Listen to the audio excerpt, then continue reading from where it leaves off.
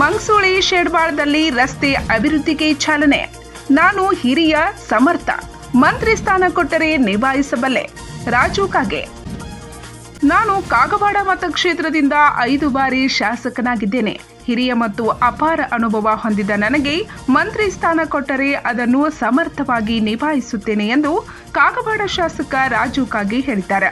ನಾನು ನನಗೆ ಬೇಕಾದ್ರೆ ಹೇಳ್ತಾ ಇಲ್ಲ, ಅವ್ರಿಗೂ ಕೊಡಲಿ ಅವಕಾಶ ಕೊಡಲಿ, ಅವ್ರಿಗೂ ಒಳ್ಳೇದ. ಮೊದಲನೇ ಸಲ ಬಂದವ್ರು ಕೊಡಬಾರ್ದು ಅಂತ ಏನು ಸಂವಿಧಾನದಲ್ಲಿ ಇಲ್ಲಲ್ಲ.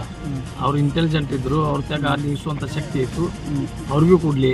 ನನ್ನ ತ್ಯಾಗೂ ನೀಗಿಸುವಂಥ ಶಕ್ತಿ, ಯಾವುದೇ ಇಲಾಖೆ ಕೊಟ್ಟರು ನೀಗಿಸುವಂಥ ಶಕ್ತಿ, ನನ್ನ ಟ್ಯಾಲೆಂಟ್ ಅನ್ನೋದು ಅವ್ರು ನೋಡ್ಕೊಳ್ಳಿ. ನಾನು ಇತ್ತು ಅಂದ್ರೆ ಕೊಡಲಿ, ಇಲ್ಲ ಇತ್ತು ಅಂದ್ರೆ ಬೇಡ. ಅವರು ಬುಧವಾರ ದಿನಾಂಕ 25ರಂದು ತಾಲೂಕಿನ ಮಂಗಸೂಳಿಯಲ್ಲಿ ಫರೀದ್ಖಾನ್ವಾಡಿ ರಸ್ತೆ ಹಾಗೂ ಶೇಡ್ಬಾ ಪಟ್ಟಣದಲ್ಲಿ ಮುಖ್ಯಮಂತ್ರಿ ಅಮೃತ್ ಯೋಜನೆಯಲ್ಲಿ ಪಟ್ಟಣದ 4 ರಸ್ತೆಗಳ ಅಭಿವೃದ್ಧಿ ಕಾಮಗಾರಿಗೆ ಭೂಮಿ ಪೂಜೆ ನೆರವೇರಿಸಿ ಮಾತನಾಡುತ್ತಿದ್ದರು. ನಗರೋತ್ಥಾನದ ಯೋಜನೆಯಲ್ಲಿ 64 ಲಕ್ಷ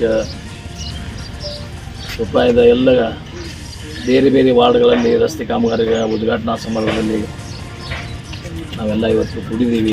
ಶಿಕ್ಷಣ, ಆರೋಗ್ಯ, ಸಂಪರ್ಕ ರಸ್ತೆಗಳು, ಕುಡಿ ನೀರಿನ ವ್ಯವಸ್ಥೆ, ಮೂಲಭೂತ ಸೌಕರ್ಯಗಳೆಲ್ಲ ಹಳ್ಳಿಯ ಜನನೂ ಅವ್ರು ಸಿಗಬೇಕು ಅನ್ನುವಂಥ ದೃಷ್ಟಿಕೋನದಿಂದ ಎಲ್ಲ ಯೋಜನೆಗಳನ್ನು ತರ್ತಾ ಇದ್ದಾರೆ.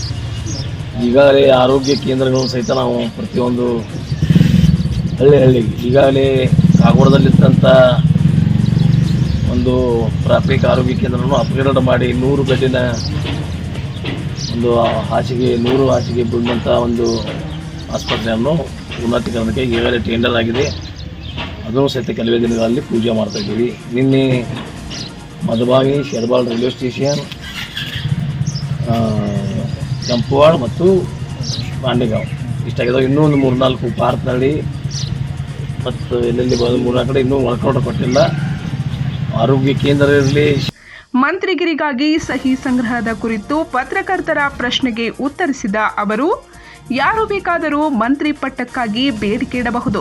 ಮೊದಲನೇ ಸಲ ಆಯ್ಕೆಯಾದವರು, ಅವರಲ್ಲಿ ಮಂತ್ರಿ ಸ್ಥಾನ ನಿಭಾಯಿಸುವ ಶಕ್ತಿ ಇದ್ದರೆ ಅವರಿಗೂ ಮಂತ್ರಿ ಸ್ಥಾನ ಕೊಡಬಹುದು. ಅದರಲ್ಲಿ ತಪ್ಪೇನಿದೆ? ರಾಜ್ಯದಲ್ಲಿ ಅತ್ಯಂತ ಹಿರಿಯ ಶಾಸಕರಲ್ಲಿ ನಾನು ಕೂಡ ಒಬ್ಬನಾಗಿದ್ದೇನೆ.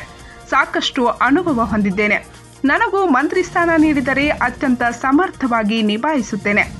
ನಮ್ಮ ಕ್ಷೇತ್ರದ ಮೂಲಭೂತ ಸಮಸ್ಯೆಯಾದ ಶ್ರೀ ಬಸವೇಶ್ವರ ಯಾತ ನೀರಾವರಿ ಯೋಜನೆ ಮುಗಿಯುವ ಹಂತದಲ್ಲಿದೆ. ಅದಕ್ಕೆ ಹೆಚ್ಚಿನ ಅನುದಾನ ತಂದು ಬರುವ ದಿನಗಳಲ್ಲಿ ಪೂರ್ಣಗೊಳಿಸುತ್ತೇನೆ. ಕ್ಷೇತ್ರದಲ್ಲಿ ಶಿಕ್ಷಣ, ಆರೋಗ್ಯ, ರಸ್ತೆಗಳಿಗೆ ಹೆಚ್ಚಿನ ಆದ್ಯತೆ ಕೊಡುತ್ತೇನೆ ಎಂದರು. ಈ ವೇಳೆ ಅಭಿಯಂತರರಾದ ಮಲ್ಲಿಕಾರ್ಜುನ್ ಮಗ್ದುಮ್, ಶೇಡ್ಬಾ ಪಟ್ಟಣ ಪಂಚಾಯತ್ ಮುಖ್ಯಾಧಿಕಾರಿ ಕೆಕೆ ಗಾವಡೆ, ಮಂಗಸೂಳಿ ಗ್ರಾಮ ಪಂಚಾಯಿತಿ ಅಧ್ಯಕ್ಷ ಬಾಳು ಭಜಂತ್ರಿ, ಶೇಡ್ಬಾ ಪಟ್ಟಣ ಪಂಚಾಯಿತಿ ಅಧ್ಯಕ್ಷ ಉತ್ಕರ್ಷ್ ಪಾಟೀಲ್, ಮಾಜಿ ಜಿಲ್ಲಾ ಪಂಚಾಯಿತಿ ಸದಸ್ಯ ರವಿ ಪೂಜಾರಿ, ದಲಿತ ಸಂಘಟನೆಯ ಸದಸ್ಯ ಜಿಲ್ಲಾ ಸಂಚಾಲಕ ಸಂಜಯ್ ತಳವಳ್ಕರ್, ಪ್ರಕಾಶ್ ಪಾಟೀಲ್, ವಿನೋದ್ ಬರ್ಗಾಲೆ, ಅನಿಲ್ ಅರ್ವಾಡಿ, ರಮೇಶ್ ಬಾಡ್ಕರ್, ರವಿ ನಾಂದ್ರೆ, ಕುಮಾರ್ ಪಾಟೀಲ್, ಸಂಜು ಪಾಟೀಲ್, ಫಾರೂಕ್ ಅಲಾಸ್ಕರ್, ಮಲ್ಲಿಕಾರ್ಜುನ್ ಇಸಿರ್ಗೊಂಡ್, ಗುತ್ತಿಗೆದಾರರಾದ ಬಸವಪ್ರಸಾದ್ ಪಾಟೀಲ್, ಬಸವರಾಜ್ ಮಗ್ದುಮ್, ಮಲ್ಲಿಕಾರ್ಜುನ್ ಬಡಕಂಬಿ ಸೇರಿದಂತೆ ಅನೇಕರು ಉಪಸ್ಥಿತರಿದ್ದರು.